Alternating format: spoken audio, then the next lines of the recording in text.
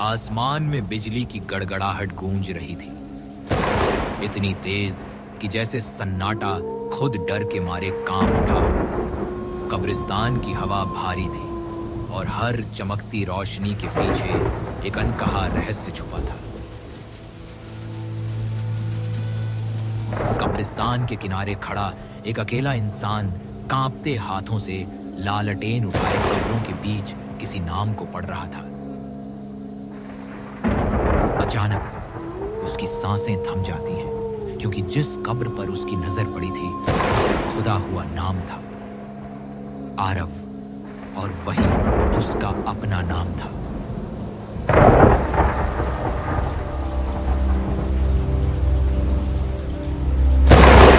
कहानी की शुरुआत कुछ इस तरह होती है। आरव 28 साल का एक फोटोग्राफर पहाड़ों के एक छोटे कस्बे धौलागढ़ में आया था। उसे यहाँ एक पुराने घाट कब्रिस्तान पर डॉक्यूमेंट्री शूट करनी थी, क्योंकि कहा जाता था कि यह कब्रिस्तान 400 साल पुराना है और यहाँ से जुड़ी अजीबोगरीब घटनाएं आज भी लोगों के दिल में डर पैदा करती हैं।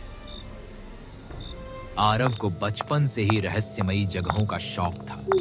वह हमेशा कैमरा लेकर ऐसी जगहों की तस्वीरें खींचता जहां कोई जाने की हिम्मत नहीं करता। लेकिन इस बार उसे खुद भी पता नहीं था कि यह सफर उसकी जिंदगी बदल देगा।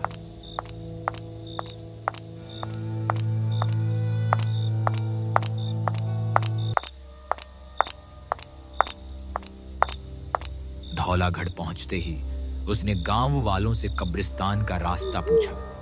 गांव वाले एकदम चुप हो गए। बुजुर्ग रामदीन ने धीरे से कहा, बेटा, घाट वाले कब्रिस्तान में मत जाना।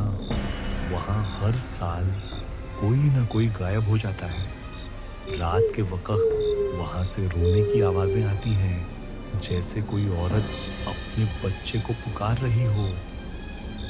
आरव ने हल्की मुस्कान दी। दादाजी, ये सब अफवाहें हैं। मैं तो सिर्फ तस्वीरें लेने आया हूं। रामदीन ने उसकी आंखों में गहराई से देखा और बोला, तस्वीरें ले सकता है, लेकिन ध्यान रखना, वहां कुछ चीजें कैमरे में कैद नहीं होती, सीधे इंसान की आत्मा में उतर जाती है। आरव ने उसी शाम कब्रिस्तान की तरफ कदम बढ़ाए।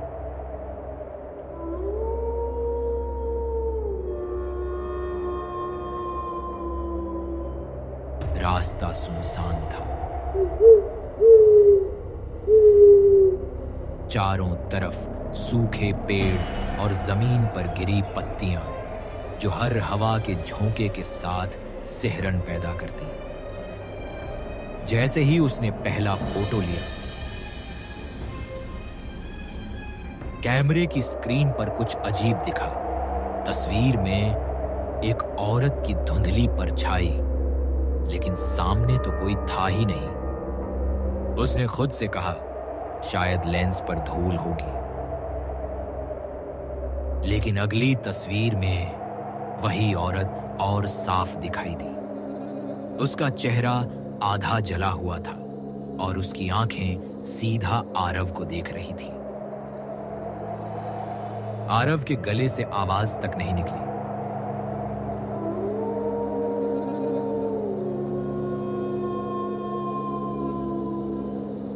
उसने तुरंत कैमरा बंद किया और गांव की तरफ दौड़ पड़ा। रात को होटल के कमरे में जब उसने तस्वीरें दोबारा देखी तो सब तस्वीरें साफ थीं। उस औरत की कोई झलक नहीं थी, लेकिन उसके बैग में एक पुरानी फटी हुई डायरी मिली। आरव हैरान था, क्योंकि उसने ये डायरी कभी नहीं रखी थी। डायरी खोलने पर पहली लाइन लिखी थी, अगर सच्चाई जाननी है तो कब्र संख्या 47 पर जाना होगा। आरव के हाथ कांप गए। उसके मन में सवाल उठे, यह डायरी उसके बैग में कैसे आई और कब्र संख्या 47 किसकी है?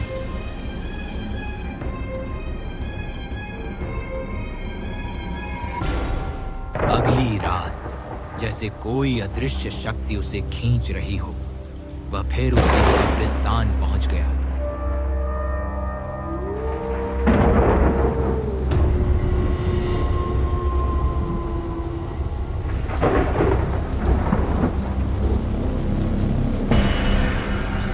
लालटेन की मध्यम रोशनी में कब्रों के नंबर देखता हुआ जब वह कब्र संख्या 47 तक पहुंचा। सिर्फ 20 साल की लड़की की कब्र।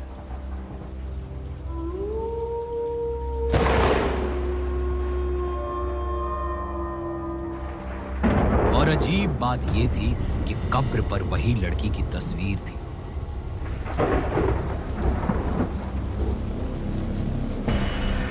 जिसे आरव ने अपने कैमरे में देखा था। अचानक पीछे से हवा चली और आरव ने किसी को फुसफुसाते सुना। आरव, मुझे इंसाफ दिलाओ। आरव का पूरा शरीर सन्न हो गया।